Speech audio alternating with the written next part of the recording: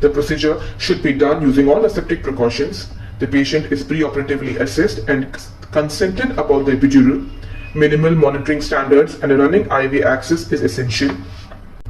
Most people would prefer sitting position as in this video. However, others may prefer lateral position, especially in thoracic epidural and in children where we do it under general anesthesia.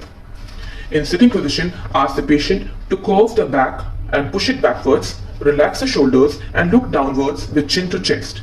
This helps in widening the intervertebral spaces. Clean the back with antiseptic solution, either betadine or chlorhexidine as per the institutional policy. Drape the lower back with sterile drapes. Palpate the vertebral dorsal spines to identify the midline. The lower level of the scapula corresponds to T7 thoracic vertebrae, the 12th rib to L2, and the post-iliac crest, which is the Duffier's line, corresponds to L4. We decide the level at which we need to introduce the epidural catheter depending upon the dermatome that needs analgesia or anesthesia and the extent of the surgical dissection. In this video, I am aiming at T8-9 level. Infiltrate about 4 to 5 ml of 2% lignocaine at skin and subcutaneous tissue using a hypodermic needle to maximize patient comfort. This needle will also help us to identify the right direction and depth to the epidural space.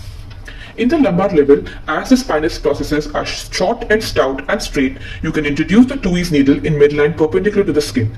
But in thoracic vertebrae, the spinous processes are angulated downwards, so here we have to introduce the 2E needle in the midline at an angle of 35 to 45 degree cephalid. Feel the upper border of lower vertebrae and just about it introduce the 16 gauge 2E needle in the midline into the skin and the subcutaneous tissue. As the 2E needle is advanced further, it pierces the supraspinous and interspinous ligament, removes the stylet from the needle. It prevents the needle tip from getting blocked by the tissues. Now, attach the loss of resistance syringe with not more than 3 to 5 ml of either air or saline. Advance the entire assembly of the 2E needle and the loss of resistance syringe into the back not more than 2 to 3 millimeters at a time. Each time, check for resistance by gently pushing the plunger in the syringe. It should bounce back because of resistance of the tissues. Keep the needle very steady and ask the patient to be very still. As the needle tip pierces the ligamentum flava, which is a tough ligament, the resistance increases, and as the needle tip goes beyond the ligamentum flava, you can feel a pop and there is a smooth collapse of the plunger into the syringe, also known as loss of resistance. If you are using a saline-filled syringe, the saline gets sucked into the epidural space, and the epidural space is a potential space with pressure lower as compared to the surrounding tissues. Now attach a 2 ml saline-filled syringe into the 2E needle and inject 1 ml of saline into the epidural space. Free and smooth injection of normal saline confirms the needle tip to be in epidural space and also pushes the dura away and prevents inadvertent dural puncture by the catheter tip. Now connect the introducer to the 2Es and introduce the epidural catheter very gently through the 2Es needle into the epidural space. Note the markings on the 2Es needle to know the depth at which the epidural space was reached. Introduce the catheter at least 5 to 6 centimeters beyond the depth at which we reach the epidural space. Avoid withdrawing the catheter with the needle in the back as it may shear the catheter. Gradually withdraw the 2E needle over the catheter without dislodging the catheter from the epidural space. Now attach the distal end of the catheter to the yellow connector and aspirate to check for any blood on CSF in the catheter. This is to rule out the tip of the catheter in intradural or intravascular compartment. Inject about 1 ml of normal saline and confirm the free injection without any resistance.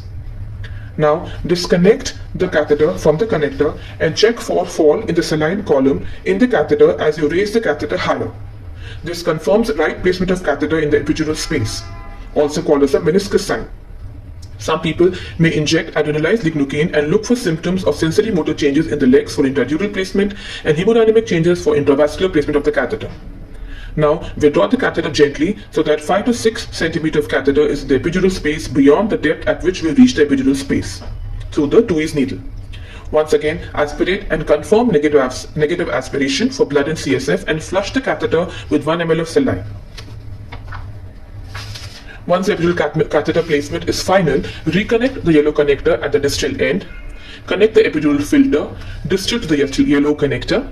In children, the epidural catheter may be tunneled into the subcutaneous tissue to prevent accidental dislodgement or migration. Now, we fix the catheter at the back by making a loop of the catheter and place a sterile gauze piece over it with a sterile transparent dressing covering it. place the epidural catheter over a strip of 1 inch of micropore tape on the back to avoid the catheter from embedding or leaving a pressure mark on the skin. A good padded dressing in the back keeps the patient comfortable.